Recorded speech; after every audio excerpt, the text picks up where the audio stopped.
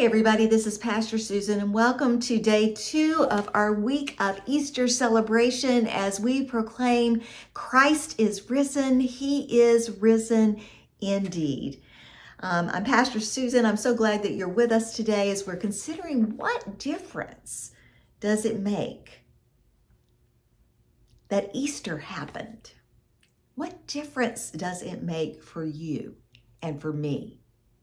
And what difference did it make for those who were following Jesus? I mean, we know as we read the Acts of the Apostles and some of the letters that the disciples who had been less than stellar in their support of Jesus as he was facing the cross really came back. And there was a reason they did that. And the reason was that they saw the risen Christ. They came to understand through the power of the Spirit what this all meant. But even before all of that happened, we have this story in John's Gospel, one of the I am statements that Jesus spoke in John's Gospel. There were actually 7 of them, but one of them happens when Jesus raises Lazarus from the dead. Now, you remember the story, right? Lazarus was one of Jesus's good friends, along with his 2 sisters, Mary and Martha. And yes, they were that Mary and Martha. Martha in the kitchen, Mary at Jesus's feet. But they were a family that Jesus was very close to and apparently spent some good time with over the years. And Jesus and the disciples are a distance away when they receive news that Lazarus has gotten ill and for Jesus to please come quickly. But Jesus did not come quickly. And by the time he arrives, Lazarus is dead. Let's listen to what happens when Jesus arrives, because I think this is very important for us to understand. I'm reading John chapter 11, verses 17 to 28. Listen to these words. Now, when Jesus came, he found that Lazarus had already been in the tomb for 4 days. Bethany was near Jerusalem, about 2 miles off, and many of the Jews had come to Mary and Martha to console them concerning their brother. When Martha heard that Jesus was coming, she went and met him while Mary sat in the house. Martha said to Jesus, "Lord, if you had been here, my brother would not have died. And even now I know that whatever you ask from God, God will give you." Let's stop there for just a second. Even now, 4 days later, I know whatever you ask of God, God will do for you. What a statement of faith.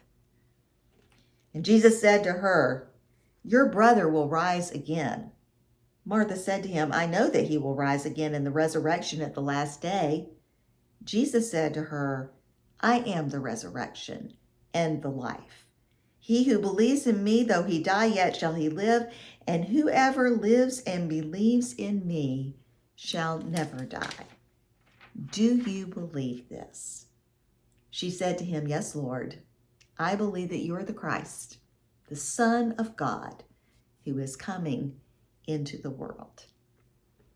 What a statement of faith by this one who was in the kitchen in the other story of Mary and Martha.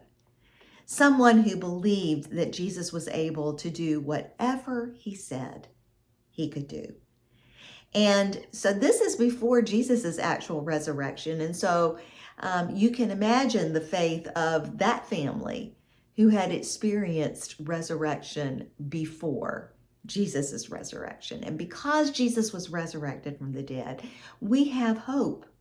Not that we're going to be raised from the dead in the same way that Jesus was. I mean, Lazarus was raised from the dead, but he died again.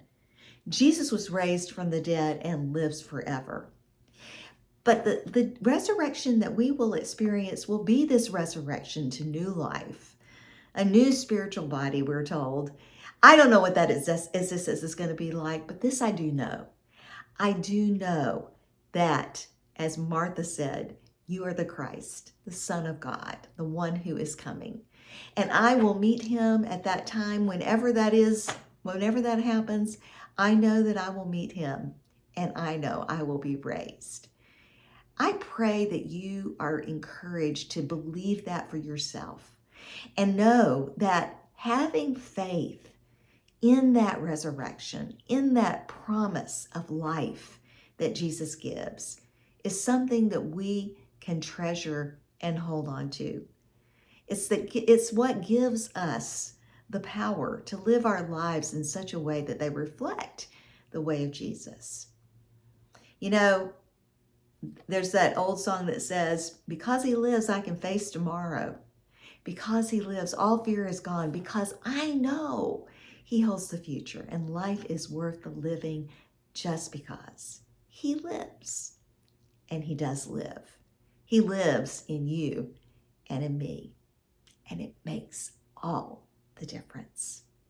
Today, will you take a moment to consider once again your faith and ask yourself before you leave to go to work today or whatever you're doing, what difference does it make for you to have faith in this one who rose from the grave so that we might know the fullness of God's love for all people?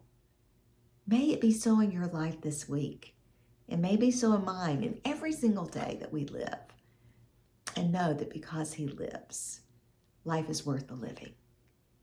Today and every day. Amen and amen.